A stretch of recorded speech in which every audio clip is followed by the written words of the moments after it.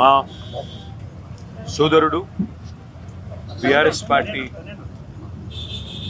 Social media convener, అదేవిధంగా తెలంగాణ ఉద్యమంలో క్రియాశీలంగా పనిచేసిన విద్యార్థి నాయకుడు, Telangana state mineral development corporation మాజీ అధ్యక్షుడు సోదరుడు మన్నె క్రిషాంక్ గారిని ఒక ఫ్రివలస్ కేసులో, అంటే ఒక పనికిమాలిన కేసులో చేయని తప్పుకు ఇవాళ అరెస్టు చేసి ఈ రాష్ట్ర ప్రభుత్వం గత వారం రోజులుగా వేధిస్తూ ఉన్నారు.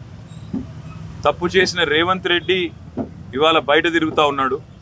ఫోర్జరీ చేసి ఉస్మానియా చీఫ్ వార్డెన్ యొక్క లెటర్ను ఫోర్జరీ చేసిన క్రిమినల్ ఏమో ఈ రాష్ట్రానికి ముఖ్యమంత్రి, కానీ అసలు నోటీస్ని బయటపెట్టిన క్రిషాంక్నేమో ఈరోజు చెంచల్గూడ జైల్లో పెట్టినారు.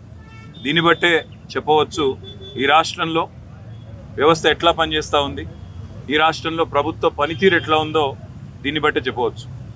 ఇవాళ ఈ రాష్ట్ర ముఖ్యమంత్రిగా ఉన్న రేవంత్ రెడ్డి గారిని నేను అడుగుతా ఉన్నా, క్రిషాంక్ కనుక పెట్టిన సర్క్యులర్ తప్పైతే నేను ఇదే చెంచల్గూడ జైల్లో నేను జైలుకి పోతాను. ఒకవేళ నువ్వు పెట్టిన సర్క్యులర్ ఫేక్ అని మేము రుజువు చేస్తే నువ్వు జైల్లో కూర్చుంటావా అని చెప్పి నేను రేవంత్ రెడ్డిని అడుగుతా ఉన్నా. సిగ్గు లేకుండా చేసింది ఒక వెధవ పని, మళ్ళా మీదుగా ఇవాళ మా సోదరుణ్ణి జైల్లో పెట్టి ఈ రకంగా ఇబ్బంది పెట్టడం, ఈ రకంగా కావాలని ప్రభుత్వంలో ఉన్నానని చెప్పి అధికార మదంతో అధికార యంత్రాంగాన్ని అడ్డం పెట్టుకునేదైతే చిల్లర రాజకీయం చేస్తున్నాడు రేవంత్ రెడ్డి. తప్పకుండా ప్రతిదానికి కూడా బదులు చెప్పే టైం వస్తుంది, ప్రతిదానికి కూడా మిత్తితో సహా చెల్లించే టైం కూడా వస్తుంది. ఒకటి మాత్రం పక్కా, ఇప్పుడే క్రిషాంక్ గారిని కలిసినాను నేను, చాలా ధైర్యంగా ఉన్నాడు, చాలా నవ్వుతూ చిరునవ్వుతో చెప్తున్నాడు, ఏం కాదన్నా, నాకేం పర్వాలేదు, నాకు ఉద్యమము కొత్త కాదు, కేసులు కొత్త కాదు, ఏం పర్వాలేదని చెప్తున్నాడు. చేయని తప్పుకు ఇవాళ వారం రోజులు జైల్లో ఉన్నా ఆయనలో ధైర్యం మాత్రం సడలేదు. ఆయన శ్రీమతి కూడా ఇక్కడే ఉన్నారు, సుహాసిని గారు, తను కూడా ధైర్యంగా ఉంది, తన కుటుంబం కూడా ధైర్యంగా ఉంది.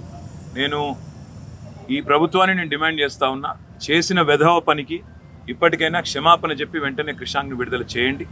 లేదా నిజంగానే రేవంత్ రెడ్డి నీకు దమ్ముంటే నువ్వు ముందుకు రా, ఎక్స్పర్ట్స్ ముందు పెట్టు, నువ్వు పెట్టిన సర్క్యులర్ పెట్టు, క్రిషాంక్ పెట్టిన సర్క్యులర్ పెడదాం, ఏది ఒరిజినల్లో తెలుద్దాం, ఏది డూప్లికేట్, ఏది ఫోర్జరీ తెలుద్దాం, ఆ తర్వాత ఎవరు చెంచల్గూడలో కూర్చోవాలో కూడా తెలుద్దామని చెప్పి కూడా నేను రాష్ట్ర ముఖ్యమంత్రిని, ఈ రాష్ట్ర ప్రభుత్వాన్ని డిమాండ్ చేస్తూ ఉన్నా.